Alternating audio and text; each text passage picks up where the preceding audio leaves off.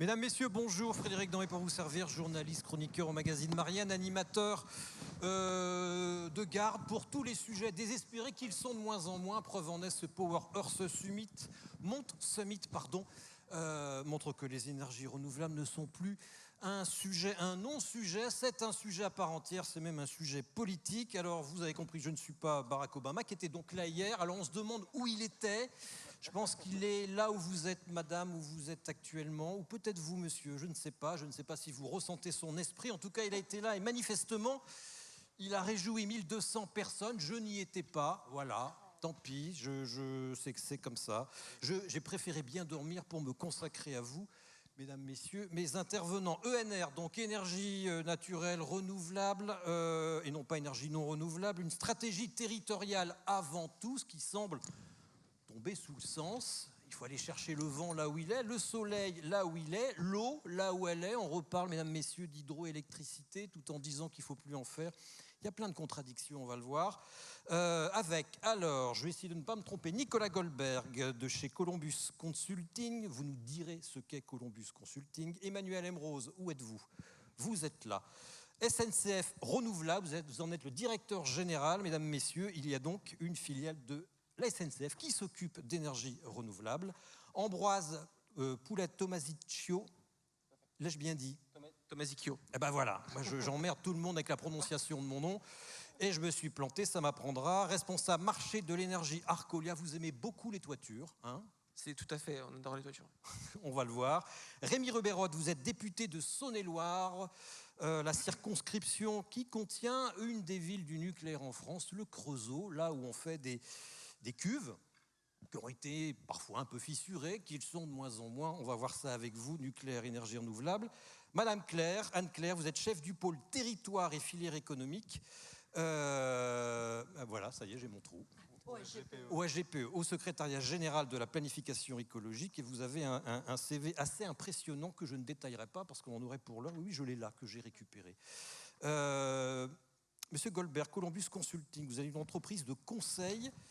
Vous conseillez qui depuis 25 ans sur les énergies renouvelables? Pourquoi? Alors, Columbus Consulting, on est un cabinet de conseil en transformation et organisation des entreprises avec un prisme quand même transformation durable. Les premières missions de Columbus Consulting il y a 25 ans, c'était la création de la bourse de l'électricité avec PowerNext et la stratégie de gestion des actifs après la tempête de 99, quand tout le réseau électrique était par terre. Donc on a cette double casquette infrastructure, système, et on réalise la moitié de notre chiffre d'affaires dans l'énergie, secteur qui se transforme, qui change.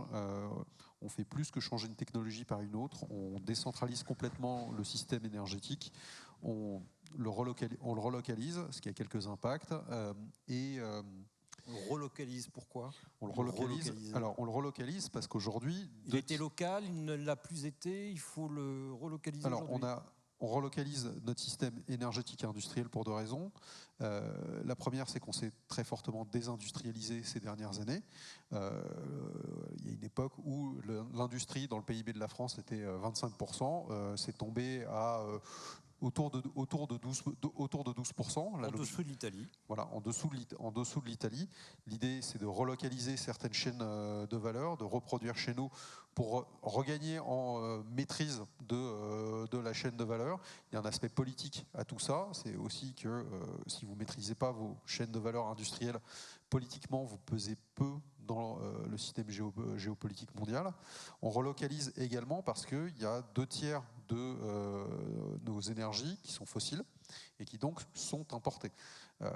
On a une filière électrique qui a été performante avec le parc nucléaire, avec l'hydraulique, qu'aujourd'hui il faut renouveler parce que certains actifs arrivent en fin de vie et qu'il faut faire croître parce qu'on va électrifier. Les barrages par exemple? Pas forcément les barrages, mais si on regarde les réacteurs nucléaires, une grande partie arrivera à 60 ans autour de 2035-2040. 2035-2040, c'est le moment où on pourrait avoir un prochain réacteur nucléaire. Donc on voit bien qu'il y a une stratégie de fin de vie des réacteurs nucléaires qui arrive à un moment où on a besoin de plus d'électricité, puisque décarboner, ça va être électrifié.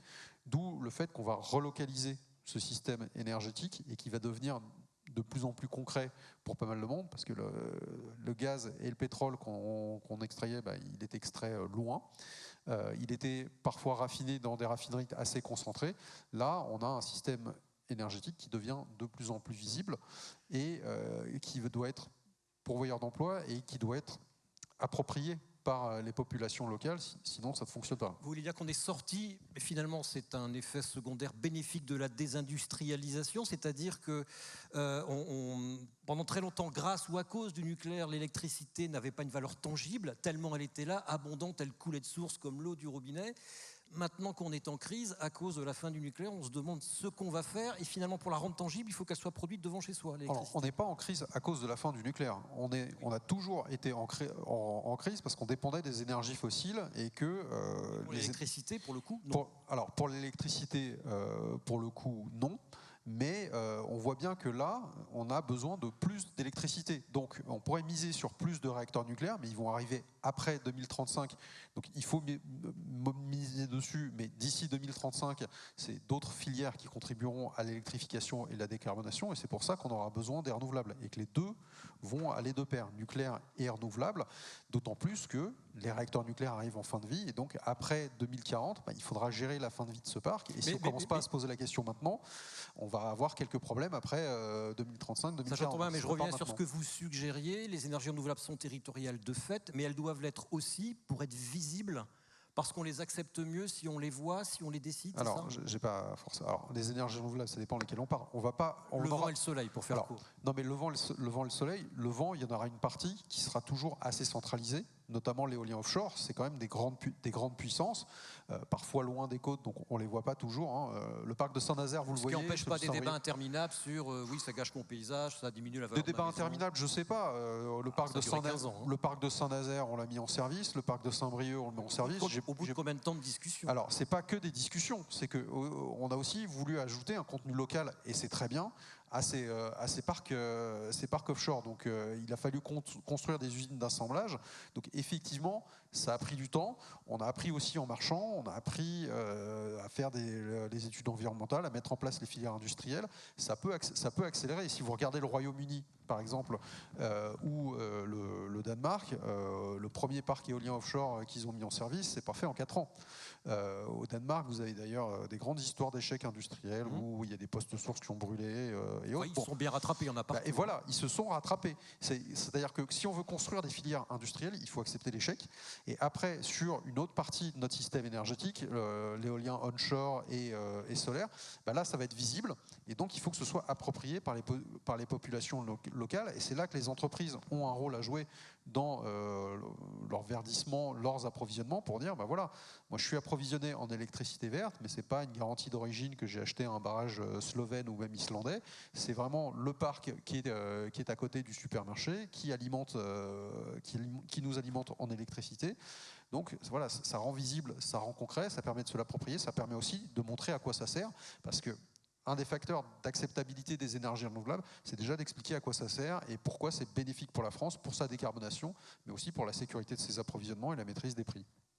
Alors, vous citiez les parcs éoliens offshore. J'ai animé beaucoup de débats sur les parcs éoliens offshore, ubuesques, byzantins, où chacun y allait de oui, mais ma maison, oui, mais mon poisson, oui, mais ceci, cela. Et résultat, maintenant on y est. Certes. Résultat, on les fait, mais effectivement, si on fait des débats, ça veut dire qu'on n'écoute pas que ceux qui sont d'accord et convaincus. Sinon, c'est pas un débat. Donc effectivement, il faut accepter qu'il y a de cette non, mais part c'est sûr, de... On a bien débattu. Voilà, on débat bien. L'industrie du débat fonctionne bien en France. Hein. Oui, ça c'est vrai, mais c'est le passage obligé si on veut avoir un fonctionnement démocratique.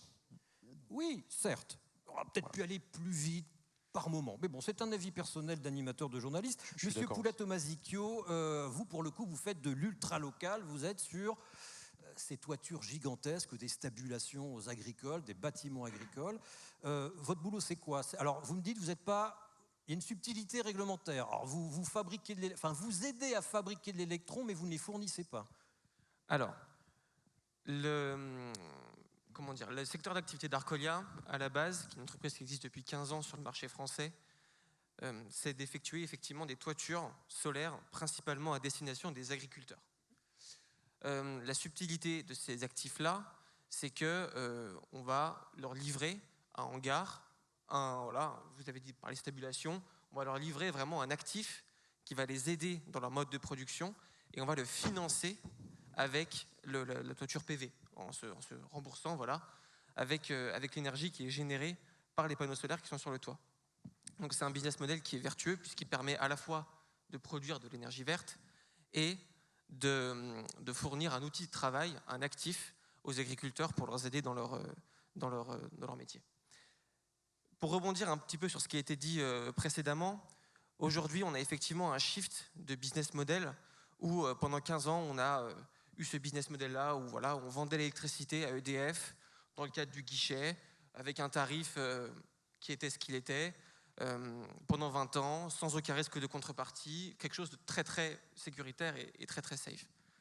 Maintenant, on a de plus en plus d'agriculteurs, et pas seulement, aussi beaucoup plus d'industriels, grandes surfaces, tertiaires, qui veulent se rapprocher de leur approvisionnement énergétique et qui veulent avoir accès à l'énergie qui est produite sur les panneaux qui sont sur leur toit, sur le hangar d'à côté, sur la centrale qui est pas loin. L'autre jour, j'ai même un industriel qui me demandait s'il pouvait se brancher sur la centrale d'à côté. Malheureusement, ça ne marche pas comme ça, mais c'est de plus en plus la direction dans laquelle on va, rapprocher les consommateurs, corporate, agriculteurs, etc., de leur approvisionnement énergétique. Pourquoi le rapprocher? C'est l'électricité, c'est la loi d'Ohm, elle va au plus rapide, elle va au plus court. Pourquoi les rapprocher? C'est psychologique, c'est ce qu'on disait tout à l'heure, il faut montrer là où on produit de l'énergie, parce que sinon on ne l'accepte pas? Je ne pense pas qu'il faille montrer là où on la produit, il faut surtout montrer ses bénéfices. Parce que quand on la vend à EDF ou on la vend à la Creux dans un schéma qui est ce qu'il est, un schéma très contractuel, très abstrait, les gens n'en voient pas le bénéfice. Pour eux, ça ne leur... ils n'en retirent pas un bénéfice directement et donc ils voient cette toiture solaire, ils voient cette centrale solaire, ils voient ce parc éolien et ils se disent quel est le bénéfice pour moi. Dans le cadre d'un schéma d'autoconsommation, qui peut être individuel ou collective, dans le cadre d'un contrat d'achat direct d'électricité, les fameux PPA, qui lient un actif... PPA, détaillez ce que c'est. C'est l'acronyme pour Power Purchase Agreement. C'est un contrat d'achat qui lie un actif ou plusieurs actifs à un industriel ou plusieurs industriels. Qui permet de lisser l'évolution des prix sur le marché, c'est ça? Qui permet en fait de vendre l'électricité à un prix stable pendant une durée longue, 10, 15, 20 ans, qui permet aussi de financer pour nous un actif et qui permet à l'acteur qui va consommer l'électricité de se sécuriser un prix sur une durée longue et un approvisionnement renouvelable, ce qui est important aussi.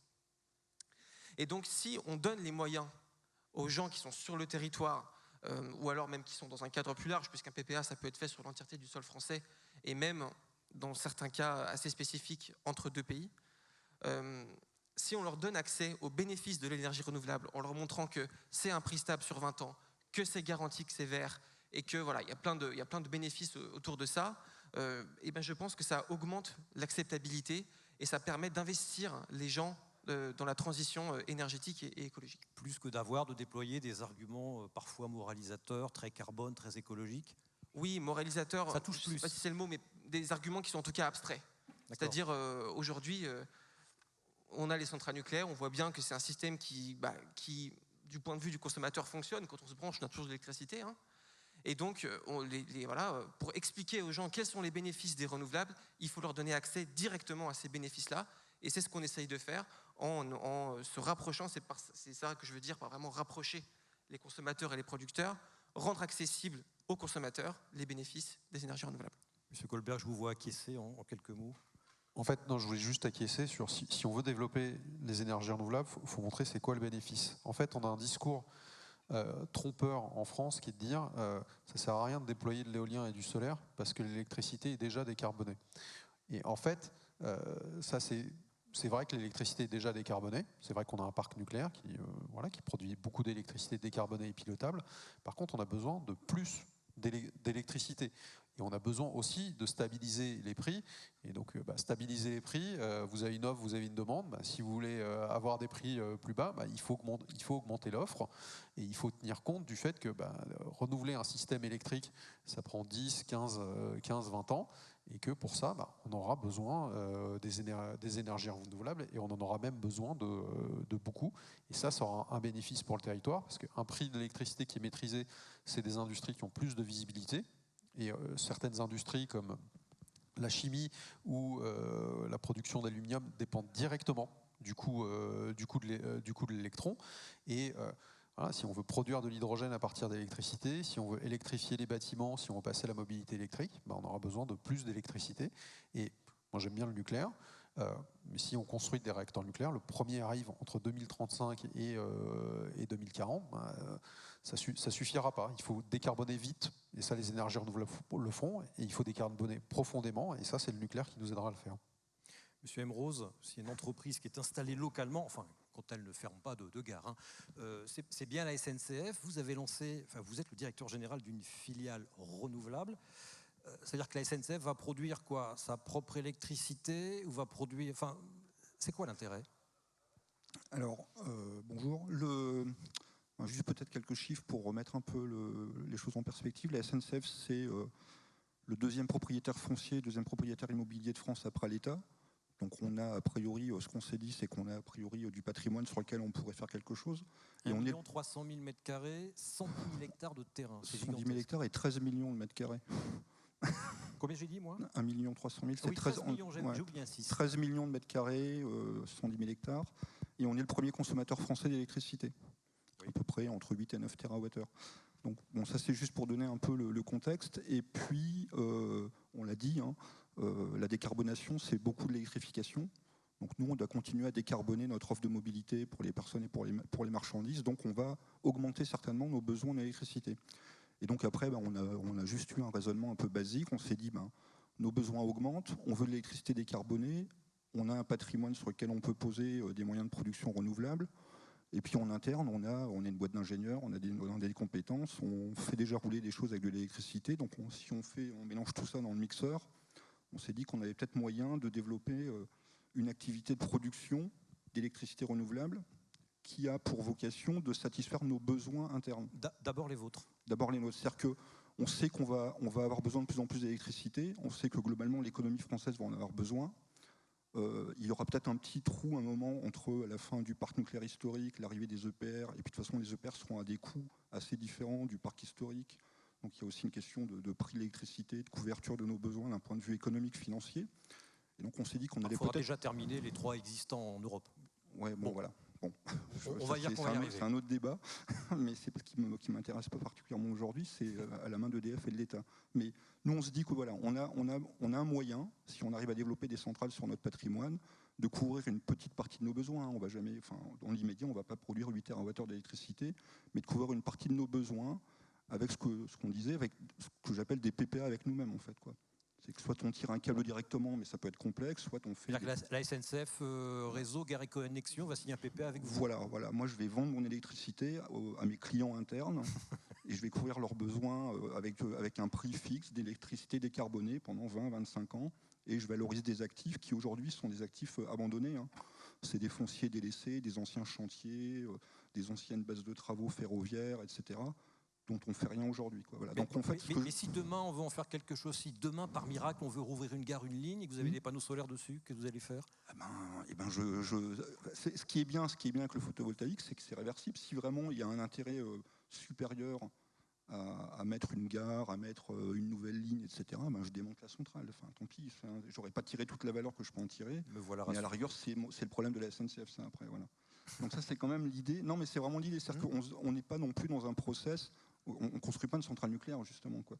Si au bout de 15 ans, on s'aperçoit que le morceau de terrain sur lequel on a posé une centrale, il a une autre vocation, on démonte, on perdra un peu de valeur, mais c'est pas dramatique, quoi. Voilà. Et c'est, d'une certaine façon, un retour en arrière. Vous me disiez au téléphone, j'étais pas au courant, la SNCF a produit sa propre électricité, avait même son propre réseau de distribution que vous avez vendu. Ouais, alors moi, j'étais pas là, hein, j'étais pas né, mais... Oui, c'est pas de votre faute. Mais effectivement, non, mais ce que je veux dire, c'est qu'effectivement, il y a eu un raisonnement déjà un peu du même type il y a très très longtemps, à l'époque avant la SNCF et puis ensuite à la mise en place de la SNCF, où en même temps qu'on s'est dit qu'on allait faire rouler des trains électriques, on s'est dit qu'il serait bien de produire notre électricité. Et il y avait une société qui s'appelait la CHEM, la Société hydroélectrique du Midi, qui exploitait des barrages hydroélectriques, notamment dans les Pyrénées et je crois un petit peu dans les Alpes, et qui avait donc le moyen en faisant des lâchers, de produire de l'électricité sur les périodes de pointe, etc. Ces moyens de production étaient associés à un réseau de transport d'électricité. Et puis, pour des raisons à la fois légales et économiques, on a cédé ces activités. Bon, le réseau Le réseau de transport d'électricité, il est à la main de RTE, il n'y a personne d'autre qui peut gérer le réseau, donc on a cédé ce qui nous restait à RTE. Et puis sur la CHEM, la société de production, il y a eu des moments, il y a des arbitrages qui ont dû être faits entre je me concentre sur le ferroviaire ou je continue à être producteur d'électricité. On a basculé sur le ferroviaire, on a cédé la CHEM. C'est dommage, hein, posteriori. Mais ça s'appelle du backtrading, c'est que des regrets, c'est pas la peine. Il ne faut pas regarder dans le rétroviseur, là on regarde devant et puis on repart de manière un peu plus humble, on va dire, sur du Alors justement, regardez devant, le patrimoine de la SNCF, il est visible de tous. Ça veut dire que vous allez ajouter sur ce patrimoine des panneaux solaires sur des gares, par exemple. C'est accepté facilement par les maires, par les ABF, par les citoyens. Aujourd'hui, on se concentre sur les fonciers, sur les terrains délaissés. D'accord. Voilà, c'est quand même le gros morceau sur lequel on va travailler. Après, on est en train d'identifier des gares, des technicentres, des parkings, etc., sur lesquels on va poser des centrales. Sur les gares, il y a déjà des choses qui sont faites. C'est effectivement plus compliqué pour des raisons diverses et variées, les ABF ou autre chose. On a un parc immobilier quand même qui est très vieux. Donc il y a très peu en fait, de sites immobiliers qui sont capables d'accueillir des centrales photovoltaïques parce que sinon il y a tout qui tombe. donc là on y va tranquillement. Hein. On a un travail assez poussé par contre sur les parkings puisque là il y a, entre les obligations qui sont issues de la loi d'accélération et l'intérêt qu'on aura nous à mettre des panneaux sur nos parkings avec nos filiales EFIA, les parkings de gare, etc. On a un gros potentiel de production. Et donc, en fait, avec tout ça, quand on fait un peu la caisse de tout ça, aujourd'hui, on travaille sur un portefeuille qu'on essaie de mettre en place d'ici, on va dire 2028, de 300 MW crête. Alors, ça ne parle pas forcément à tout le monde, mais pour nous qui commençons vraiment l'aventure avec une page blanche, c'est une ambition qui nous va bien. Et puis après, on continue par ailleurs à explorer le foncier qu'on a, le patrimoine qu'on a. Et on a des gisements sur lesquels aujourd'hui on pourra aller, mais la techno n'est pas au point. C'est-à-dire qu'on en parlait, je crois, au téléphone. On a plusieurs milliers de kilomètres de voies non circulées, des voies qu'on a abandonnées, et qui sont en fait des plateformes de 10-15 mètres de large sur des dizaines de kilomètres. Mais qui sont en même temps peut-être des couloirs pour la biodiversité, des infrastructures écologiques. Mais tout à fait. Alors en fait, après, dans tous les cas, quand vous faites un projet photovoltaïque, il y a des études d'impact environnemental, biodiversité, etc. Selon la logique, éviter, réduire, compenser, etc. Donc dans tous les cas, on veillera à rentrer dans ces obligations-là et à préserver la biodive. Il apparaît même maintenant dans certaines études que les centrales photovoltaïques permettent de rebooster la biodiversité par endroit. Quand c'est bien fait, ça permet de protéger des espèces, etc. Donc on regardera ça, mais c'est juste pour dire qu'aujourd'hui, on a un potentiel qui est intéressant, mais il y a tout un gisement qu'on n'a pas exploré, notamment les voies non circulées. Et là, on pourrait vraiment changer encore d'échelle, mais ça, c'est à l'horizon plutôt 2030, une fois que les technologies pour acheminer le courant sur des grandes distances... Pour éviter les pertes, c'est ça ? Voilà, c'est ça. Et donc, ce que je voulais juste rajouter, et après j'arrête, vous l'avez dit, la SNCF est présente partout. On a des gares, on a des TER, on a des technicentres, etc. Et donc, l'idée, c'est vraiment de s'inscrire dans le tissu local qu'on a déjà et de travailler localement avec nos salariés internes, etc. Et puis toutes les parties prenantes locales qu'on connaît déjà parfaitement bien, puisqu'on travaille avec tous les acteurs locaux pour faire rouler nos trains, nos bus de Keolis, etc. Et puis le fait que vous jouissez encore d'une bonne image doit faciliter les discussions. Ça dépend des endroits, mais globalement, ça se présente pas mal. Voilà. Merci. Monsieur Poulet-Tomasique, pour fixer les idées, 300 MW crête, c'est ça ? C'est beaucoup ? Comme vous l'avez dit, effectivement, quand on part de zéro, c'est beaucoup. Arcolia, pour vous donner un ordre d'idée, en 15 ans, on a 500 MW crête, toute énergie confondue. Donc on a à peu près 300 MW sur de la toiture, comme on en parlait, qui sont des actifs de petite taille. Hein. C'est entre 0,3 et 0,5 MW crête par toiture. Et on a à peu près 100 MW de centrales au sol, donc de grands actifs solaires, et 100 MW d'éolien. Donc 300 MW crête, oui, nous, Arcolia, ça nous a pris une quinzaine d'années pour ça fait quoi là. En équivalent habitant selon une consommation moyenne ? Je ne sais pas si on peut... Là, je vous avoue que je n'ai pas les chiffres. Ce n'était pas une question piège, je n'ai pas la réponse. Hein, je vous rassure. Madame Claire, votre fonction répond finalement à la question posée. Le développement des énergies renouvelables ne peut être que territorial, décidé par l'État, décidé par les élus locaux. Comment on planifie ? Alors, je laisse mes autres questions en suspens, allez-y. Alors la planification, on va en parler, mais ça montre bien que tous les leviers sont nécessaires et tous les acteurs sont indispensables. Donc, le secrétariat général à la planification, en 2 secondes, donc c'est placé auprès du Premier ministre. Donc, ça permet de travailler avec l'ensemble des ministères. C'est la première fois. Hein. C'est la première fois. Ça n'existe pas pour l'instant ailleurs, ni en Europe, etc. Mais on a fait donc déjà une planification nationale. Planification, ça concerne, c'est l'atténuation, mais c'est aussi la préservation de la biodive, etc. Et tout. Donc, on a déjà plusieurs secteurs qui sont concernés. Et là, l'intérêt de planifier, c'est justement de faire rentrer dans ces différents leviers des contraintes ou des atouts. Et donc là, il faut conserver la croissance, il faut avoir limitation des ressources intégrées, les métaux rares, l'eau, l'énergie, parce que toute l'énergie, vous le disiez, elle ne va pas être disponible tout de suite en même temps, donc il faut gérer les montées en puissance et les décroissances. Et là, c'est pour réussir nos objectifs 2030 et 2050. D'où l'intérêt de planifier. Et après, une fois qu'on a fait cette planification au niveau national, on a eu beaucoup de demandes, et en particulier des collectivités territoriales et des acteurs économiques, en disant « mais c'est intéressant parce que ça nous donne de la visibilité. Ça nous permet de savoir comment on réussit les enjeux nationaux, européens, etc., en voyant ce dont on a besoin, quelle vitesse on doit accélérer jusqu'à 2030, puis jusqu'à 2050. » Et là, on s'aperçoit que, certes, il y a une marche, certes, la marche est importante, mais elle est atteignable. Et donc, on a territorialisé, c'est-à-dire en gardant un système homogène, parce qu'on a tous le même problème, il faut savoir avoir la même grammaire, compter de la même façon, pouvoir se mesurer avec des indicateurs stabilisés entre nous tous, parler des mêmes choses, et vous avez des projets, là, vous avez tous des projets, mais pour qu'un élu les comprenne, que l'État les comprenne, il faut aussi qu'on apprenne à parler de la même chose avec les mêmes termes. Et ce qui veut dire qu'on ne l'a pas fait jusqu'à présent.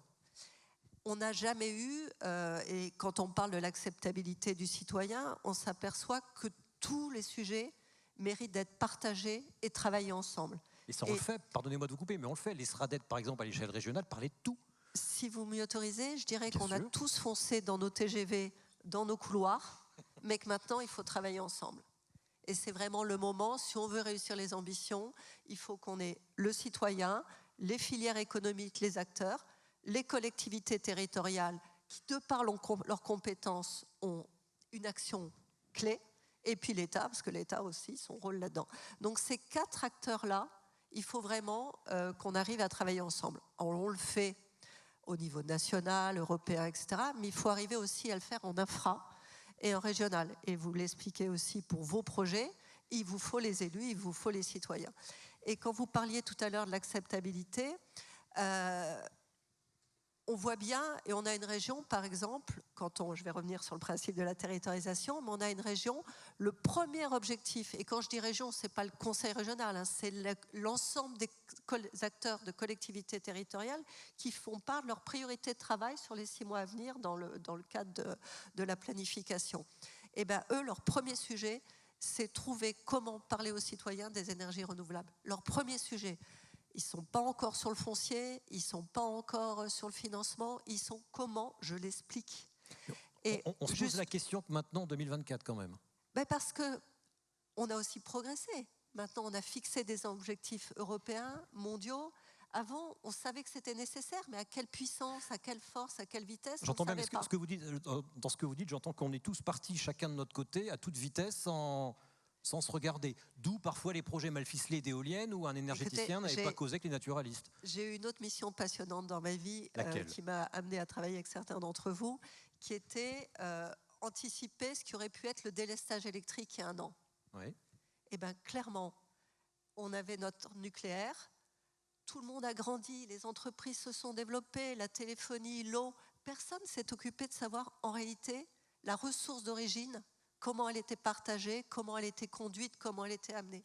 Et aujourd'hui, il ne faut pas qu'on se retrouve le nez dans les drames d'un délestage possible. Il faut que là, on apprenne rapidement à travailler ensemble. Un délestage, c'est quand on coupe le courant à un abonné pendant quelques minutes. C'est l'an dernier, quand on a dit qu'on pouvait avoir des difficultés d'approvisionnement et qu'il allait falloir France entière qu'on déleste pendant 1 jour, 2 heures, etc. Bref. Et là, les citoyens aujourd'hui, quand un citoyen pas affranchi comme on peut l'être ici, on lui parlerait d'énergie, il dit ouais, on fait des éoliennes pour éteindre et allumer l'interrupteur.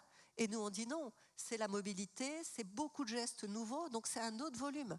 Donc l'impact de l'éolienne dans le paysage, c'est pas les éoliennes aujourd'hui pour compléter notre parc nucléaire. C'est, vous le disiez tout à l'heure, c'est pour répondre aux multiples usages qui vont maintenant dépendre de l'énergie. Et ça, quand on connaît les volumes, ça va se voir dans les paysages. Ça va se voir dans les paysages. C'est ça toute la va question. Se voir dans les paysages. C'est ce que dit Bertrand Folléa. Si on ne fait pas dessiner aux gens le paysage de demain avec les éoliennes, si on ne leur fait pas compter et poser le nombre d'éoliennes, on n'y arrivera pas. Je reviens à ce dialogue qui enfin arrive. C'est grâce notamment aux COP régionales qui sont en cours.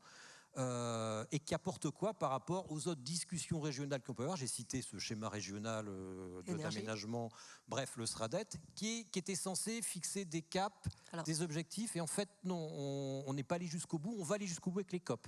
Alors, c'est concomitant, c'est-à-dire on n'invente pas avec les COP, donc on a fait notre planification, c'est-à-dire notre schéma régional des besoins, c'est-à-dire ce qu'on veut éviter pour 2030 d'émissions de CO2, pareil pour la biodive, etc., je vous passe le reste.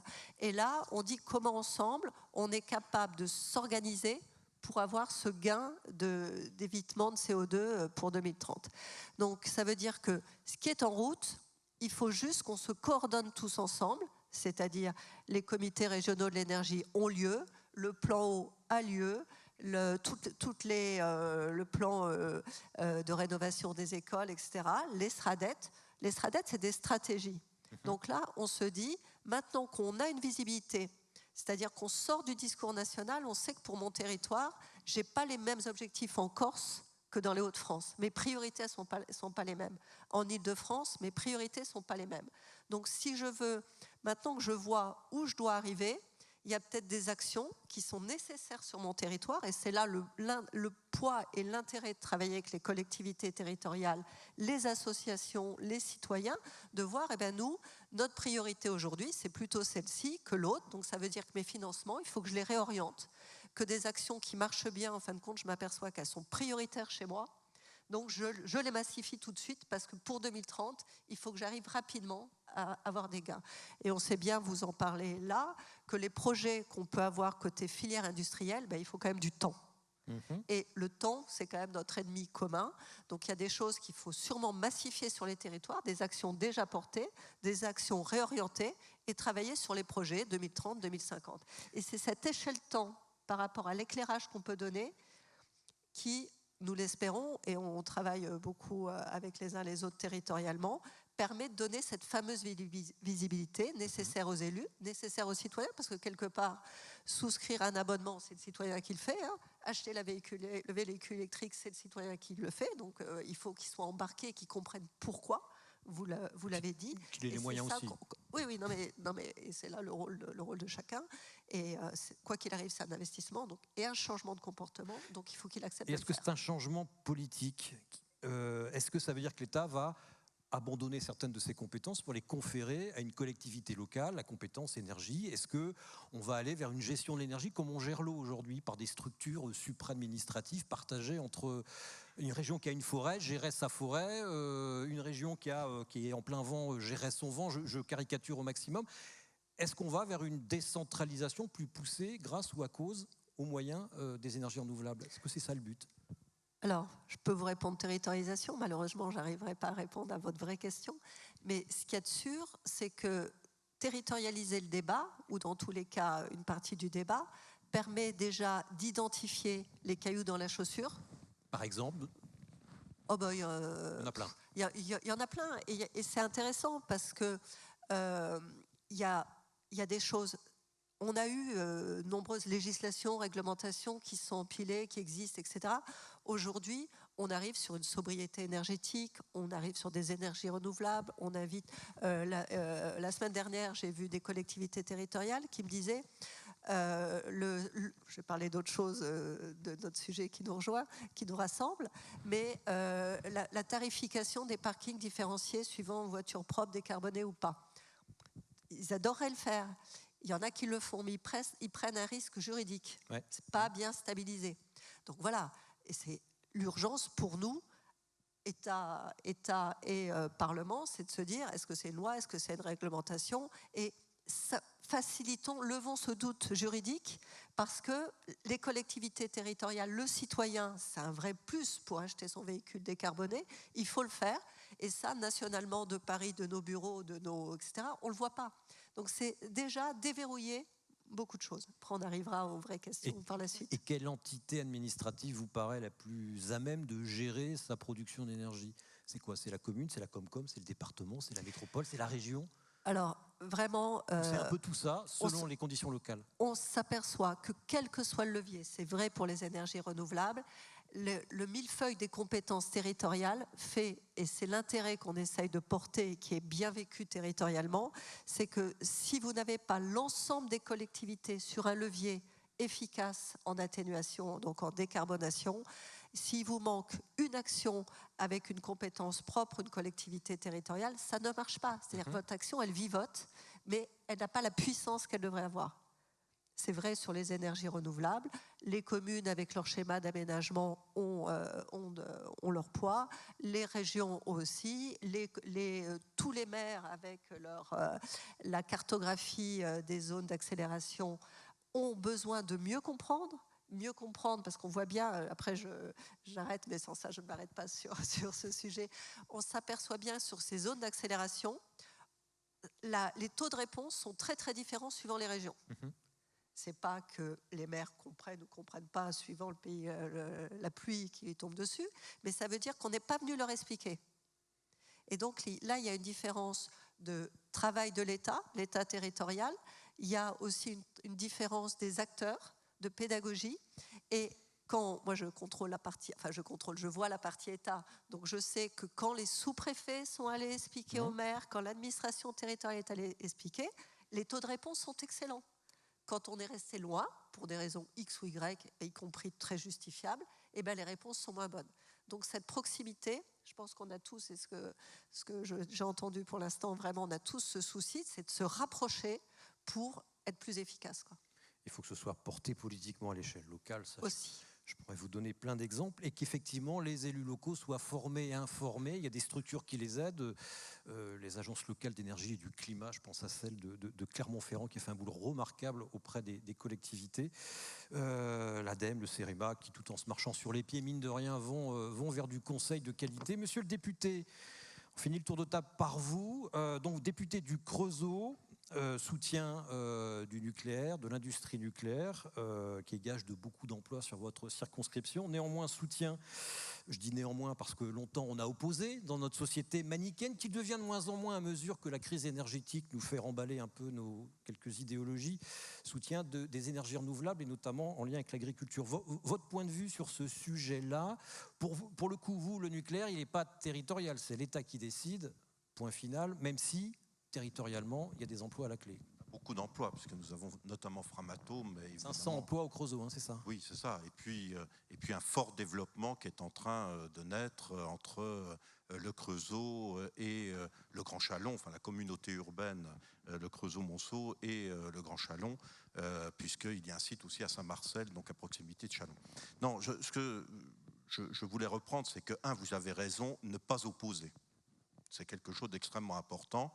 Ce n'est pas le nucléaire ou les énergies renouvelables, c'est le nucléaire et les énergies renouvelables.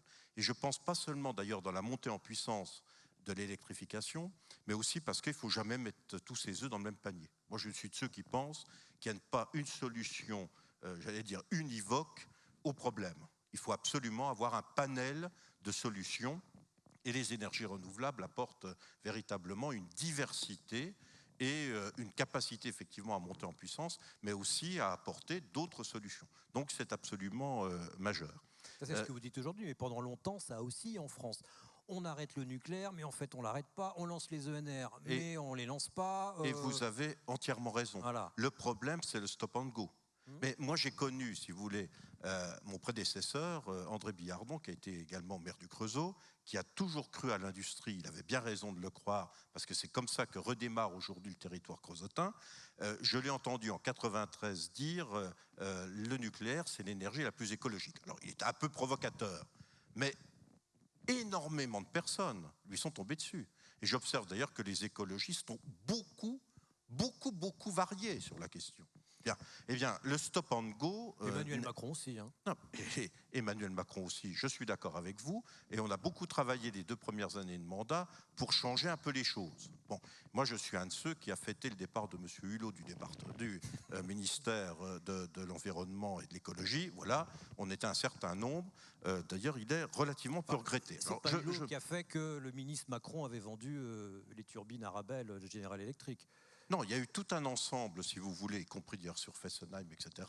Il y a eu des valses hésitations. Bon, maintenant, la décision est prise. L'avenir maintenant. On y va. C'est le nucléaire et les énergies renouvelables. Et je voudrais revenir là-dessus par rapport à la loi qui est passée sur l'accélération des énergies renouvelables. Loi, je trouve, tout à fait excellente.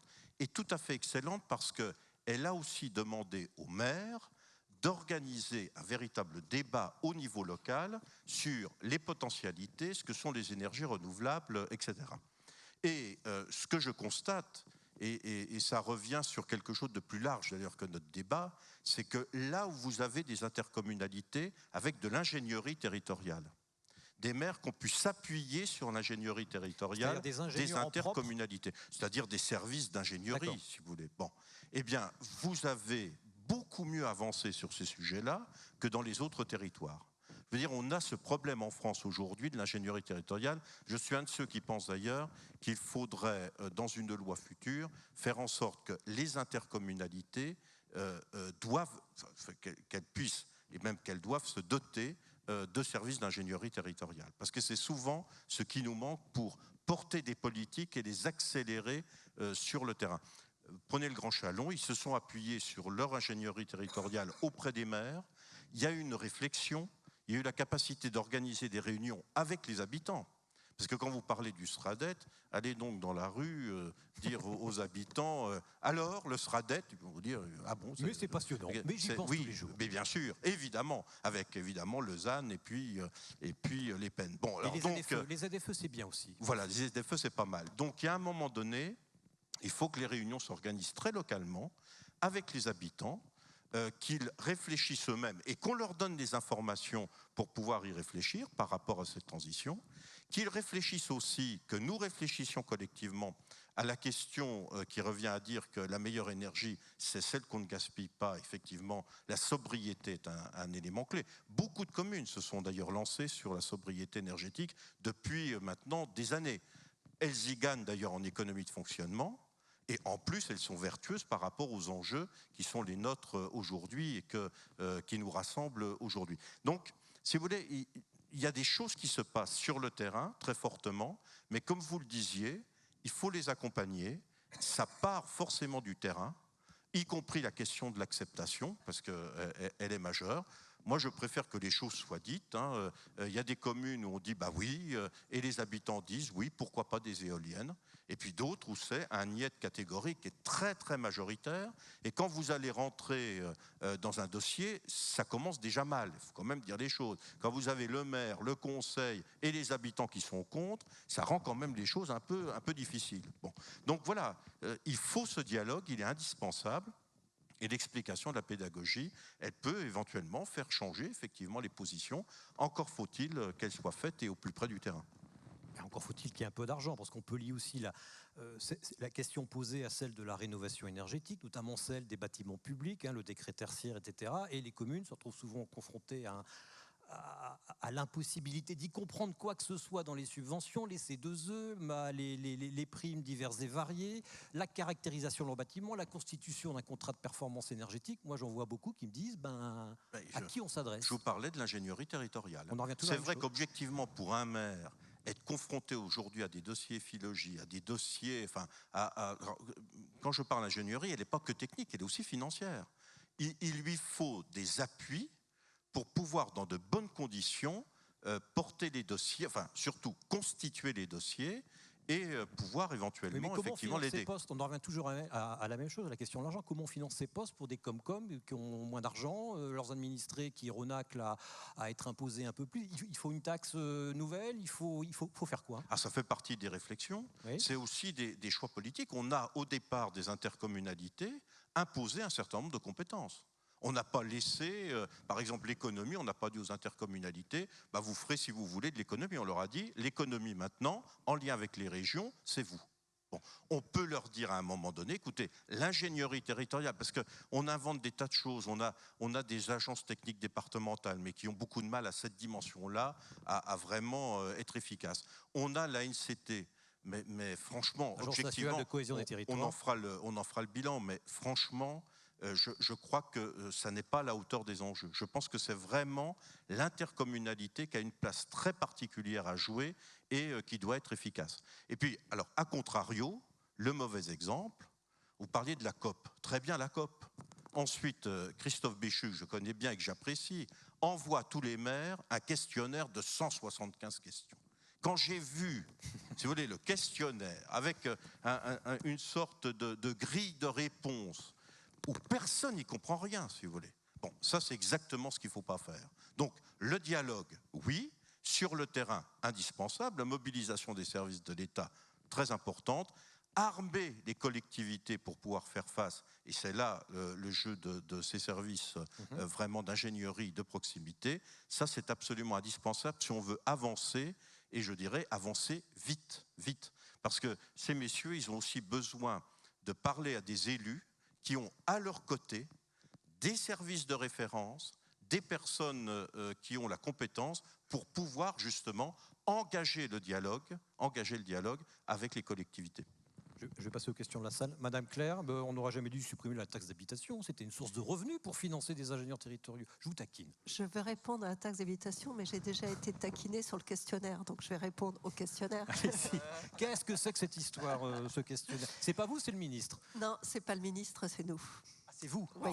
Bah alors? Donc c'est pour ça que je vais défendre le ministre. Qu'est-ce qu'a fait Antoine Fillon? Juste ce fameux questionnaire, il y a effectivement 150 questions parce qu'il y a beaucoup de leviers sur la décarbonation et on a maintenant 10 régions, certaines n'ont pas voulu s'y associer et les taux de réponse sont énormes. Pourquoi? Parce que la question qu'on pose c'est est-ce que vous vous sentez suffisamment accompagné sur ce levier de décarbonation? Est-ce que vous pensez pouvoir atteindre l'objectif et qu'est-ce qu'il vous faut pour l'atteindre? Conclusion, et d'une façon très très surprenante, ces questionnaires, on l'envoie au conseil régional, au département, aux EPCI et certaines régions l'ont envoyé à l'ensemble des maires. Et bien, ceux qui répondent le plus, c'est les maires ruraux. Parce que les maires ruraux, au final, avec nos SRADET, etc. et tout, et comme ce n'est pas un avis technique qu'on leur demande, on ne leur demande pas de savoir compter les kilowattheures ou les tonnes de CO2, on leur demande leur perception par rapport aux enjeux, l'ambition de leur territoire, est-ce qu'ils pensent l'atteindre? Oui, non, pourquoi? Et ça, ils répondent. Et ça nous permet aussi, et c'est là où on sort, qu'effectivement, le sujet capital sur une région, c'est parler aux citoyens des ENR. Et ça nous permet de retravailler ensemble, tous ensemble, autrement, et pas uniquement sur couleur politique, échelon, etc. Ça permet de mettre d'autres sujets sur la table en se basant sur une légitimité d'expression, j'allais dire politique au sens noble du terme, des collectivités territoriales. Monsieur le député, vous avez mauvais esprit. Vous êtes de mauvaise foi, alors. Non, mais j'ai voulu défendre le ministre, quand même, votre avis. J'ai beaucoup aimé votre résumé, puisqu'au bout du compte, vous avez résumé ça en 3 questions au lieu de 150. C'est effectivement les 3 auxquelles ont répondu les maires, c'est-à-dire on a besoin d'être aidés, on a besoin d'y voir plus clair, ça c'est vrai. Les maires ruraux, d'ailleurs, vous avez raison, répondent parce que, enfin, je suis sur le terrain, si vous voulez, dans les communes, bon, ça les fait bien rigoler, mais ils répondent quand même parce qu'ils sont fondamentalement républicains. Mais franchement, le questionnaire de 150 questions, vous avez parfaitement résumé en 3, mais au départ, ils ont reçu ça en se disant, mais qu'est-ce que c'est que ce machin, si vous voulez. Bon, excusez-moi de vous le dire aussi crûment.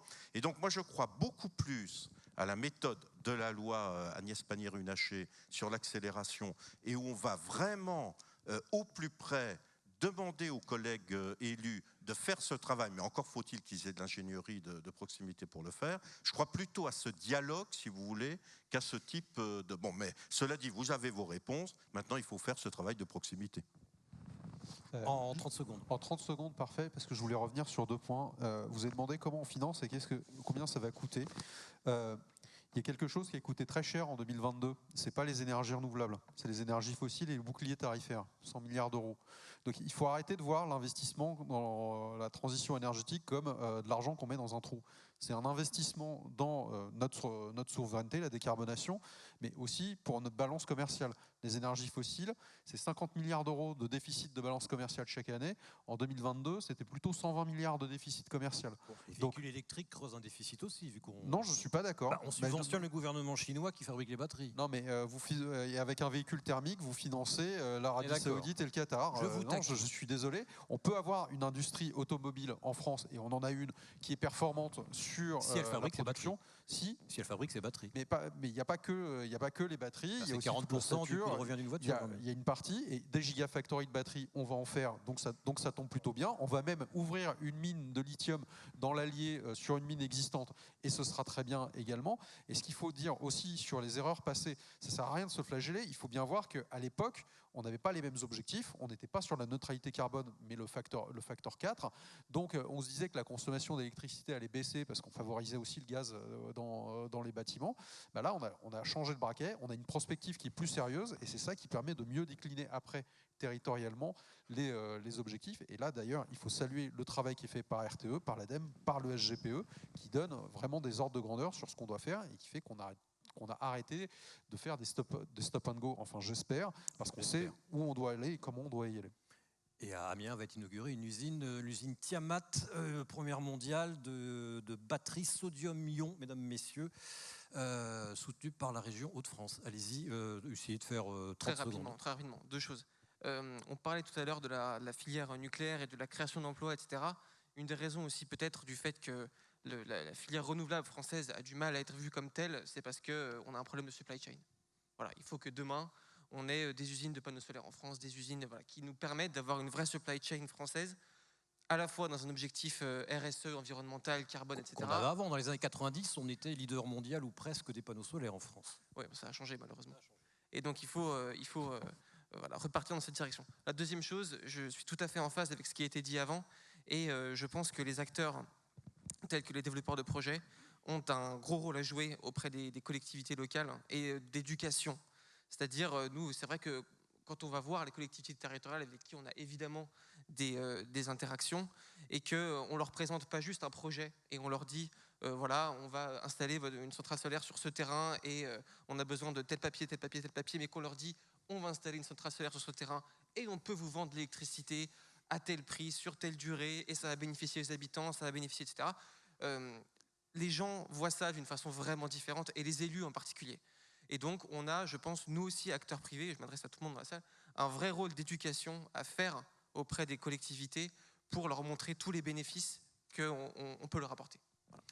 Quand je dis 30 secondes, c'est vraiment 30 secondes, hein, vous savez. Hein. Pardon. Merci beaucoup. Mesdames, messieurs, y a-t-il des questions, des remarques ? En fait, je vous vois pas. C'est des lampes à conjonctivite, ça. Hein. Je vais ressortir avec la cornée détruite. Ah, vous n'avez pas de micro. Qui peut bien passer son micro ? Il y en a là, pardon. Donc, il y avait madame, et au-dessus, il y avait qui ? Il y avait monsieur. Bonjour madame, je vous demande de vous présenter, je ne vous vois pas bien.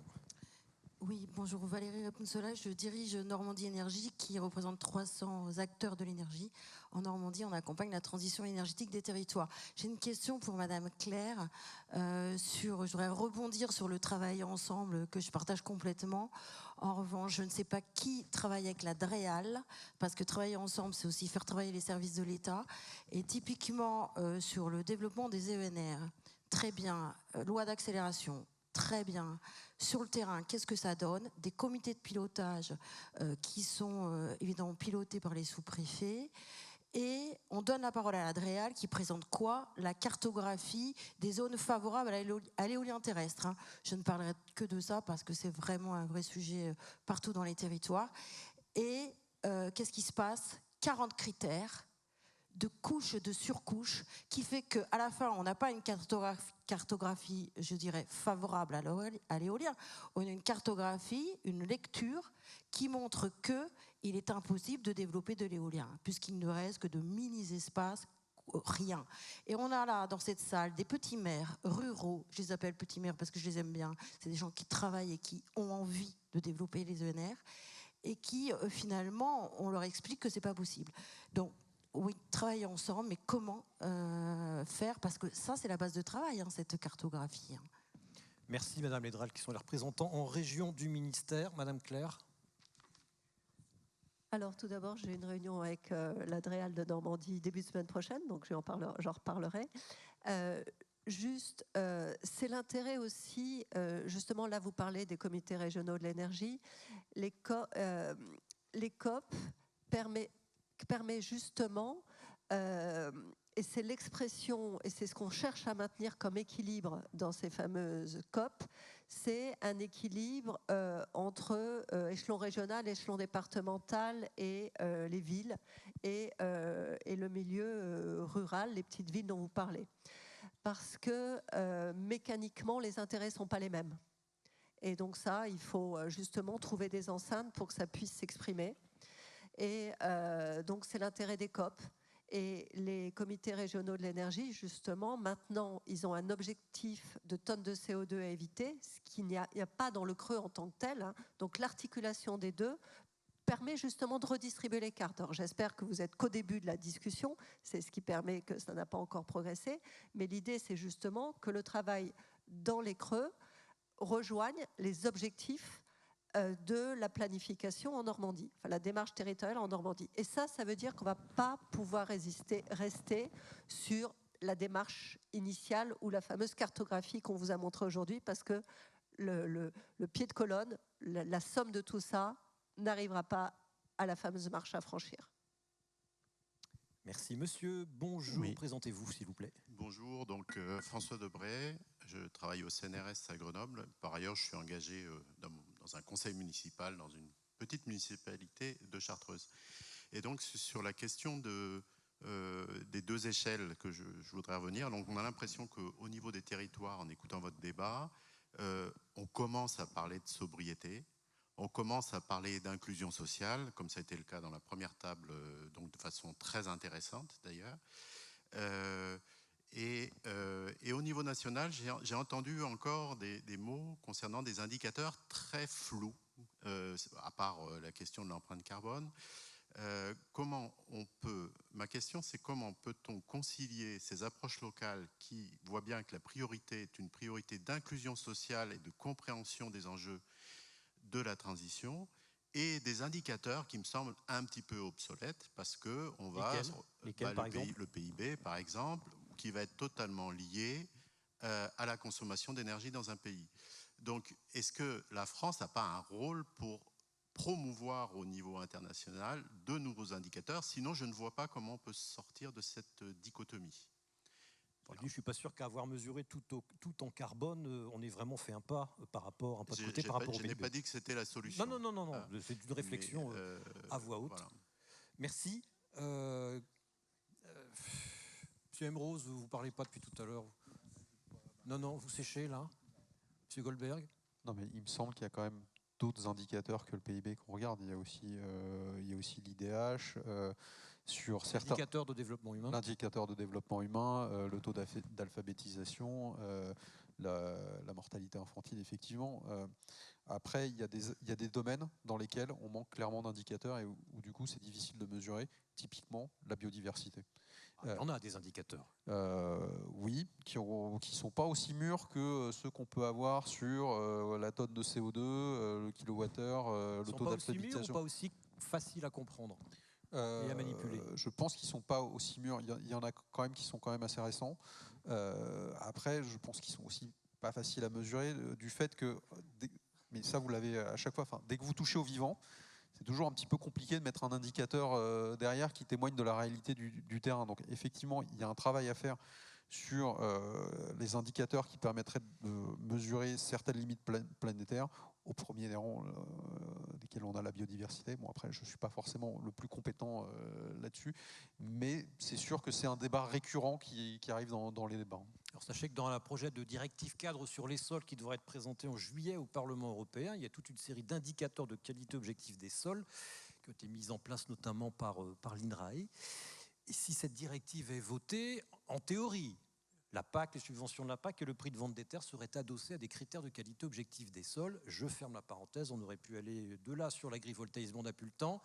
Il reste, je vais rogner 5 minutes, allez-y. Oui, très rapidement pour répondre à la question qui était posée, c'est une thématique qui est très intéressante et une question très complexe. Moi, je peux répondre au niveau des entreprises. On est soumis à de plus en plus d'obligations de répondre à des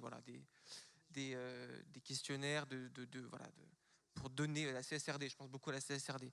Le fait de... C'est une directive européenne, ça? Oui, c'est une directive européenne qui nous oblige à calculer et à déclarer, c'est ça le mot que je cherchais, un certain nombre d'indicateurs liés notamment sur le carbone, scope 1, scope 2, scope 3. Notamment sur le carbone, sur tous les scopes. Et on a aussi de plus en plus de pression de tous les acteurs avec lesquels on travaille, qu'ils soient publics ou privés, pour avoir de la quantification sur les impacts carbone, eau, biodiversité, qui sont effectivement pour certains assez difficiles à mesurer. Donc la question, je dirais, que vous avez posée, elle ne se pose pas seulement à l'échelon national, elle se pose aussi à la question des entreprises, puisqu'on sait que ça va devenir un critère de plus en plus contraignant, et on va devoir se conformer à de plus en plus de directives de déclaration, et il faut qu'on travaille là-dessus pour réduire notre impact aussi en cohérence avec ces directives-là. La directive CSRD, elle a un impact énorme sur les plus grosses Un très boîtes. gros impact. J'ai pu gratter 4 minutes. Une question du public, je ne vous oublie pas. Merci la régie. Oui, il y a une question là-haut. On va essayer de faire vite. Là, j'ai 3 minutes 18. Monsieur, bonjour. Présentez-vous, s'il vous plaît. Je vous vois, vous êtes en rouge. Oui. Bonjour, je m'appelle Antoine Canivet. Je suis étudiant en mines et marin coureur au large. En fait, je voudrais, par rapport à ce que monsieur le député a dit tout à l'heure, sur les questions de locales et de difficultés de répondre à des questionnaires, le problème, c'est que la transition est quelque chose de compliqué, de scientifique. On sait qu'aujourd'hui, on a un déficit d'ingénieurs et de création d'ingénieurs. Comment est-ce qu'on pourrait répondre plus localement, puisque c'est des grandes écoles au niveau national, comment on pourrait répondre plus localement pour permettre aux collectivités locales, aux mairies, de s'armer de gens scientifiquement compétents pour évaluer l'impact sur les territoires et les solutions possiblement intéressantes à mettre en place. Merci. En 2 minutes, monsieur le député, je voudrais terminer cette conférence par monsieur Emerose. Oui, très rapidement, c'est vrai que, il faut continuer à former, c'est très important. On a besoin d'ingénieurs, on a besoin de personnes des grandes écoles pour nous accompagner sur le terrain. Et puis il faut les positionner au bon endroit. C'est pour ça que je parlais de l'intercommunalité qui me paraît être vraiment le bon endroit par rapport à d'autres structures plus éloignées en quelque sorte du terrain. Je voudrais rebondir sur la question précédente en disant qu'attention, tout ce que l'on dit aujourd'hui est important, mais n'oublions pas la question de la sobriété. Parce que c'est vrai que la tendance, ça va être de dire, allez, il faut faire dans l'économie, dans l'énergie décarbonée, très bien, mais chaque fois qu'on fait de l'énergie, il y a forcément des conséquences à de lourds niveaux, quelle que soit la forme énergétique. Et donc, il vaut mieux d'abord pratiquer une forme de sobriété. Et chasser l'effet rebond, mais ça pourrait faire l'objet d'un autre débat. Monsieur Emerose, j'essaie d'équilibrer les temps de parole. Je vous laisse le mot de la fin. Il vous reste 1 minute 17 secondes. Je ne dis plus rien. Tout ça. Non, mais si j'essaie de revenir un peu sur les débats qu'il y a eu sur la fin, c'est des questions qu'on se pose. Enfin, je prends toujours l'exemple de ce que je suis en train de faire à la SNCF. C'est vraiment des questions sur lesquelles on travaille beaucoup. Par exemple, je vais un exemple très précis. On a pris toute une liste de sites sur lesquels on va faire des centrales photovoltaïques. Et puis on est parti sur des critères hyper techniques, c'est quoi l'ensoleillement, c'est quoi la surface, etc. Et puis à un moment on s'est dit, mais bon, ok, mais ça sert à rien en fait, parce que le premier critère en fait qu'il faut qu'on aille voir, c'est l'acceptabilité locale, quoi. Donc on a commencé à envoyer nos troupes, on a de la chance d'être déployés partout, on a envoyé nos petites troupes SNCF locales, voir un peu des élus, tâter le terrain, etc. Et on a complètement changé l'ordre dans lequel on va aborder nos projets, en fait. On se dit, bah là, on va se prendre que des portes, donc sinon on met en bas de la pile et puis on a remonté des projets parce que le terrain est favorable. Ça, c'est un premier point. Le deuxième point qu'on a essayé de regarder aussi, et alors ça rejoint un peu le point du député, c'est... alors on est à fond sur la sobriété, vous avez entendu parler de nos trains légers, etc. Mais c'est aussi de savoir comment on peut faire bénéficier de ce qu'on fait à tout le monde autour de nous. C'est-à-dire qu'on crée des emplois, on distribue de l'énergie dont on n'a pas besoin à d'autres, on essaie de trouver des circuits courts de l'énergie. Alors ça ne veut pas dire grand-chose, et puis ça pose des problèmes à RTE et Enedis, mais on essaie de travailler là-dessus. Voilà. Je voulais juste terminer là-dessus, parce que c'est vraiment, je pense, un peu le sujet, c'est qu'on ne peut rien faire tout seul, en fait. Voilà. Je savais que je pouvais compter sur vous pour le mot de la fin. Merci beaucoup, madame, messieurs.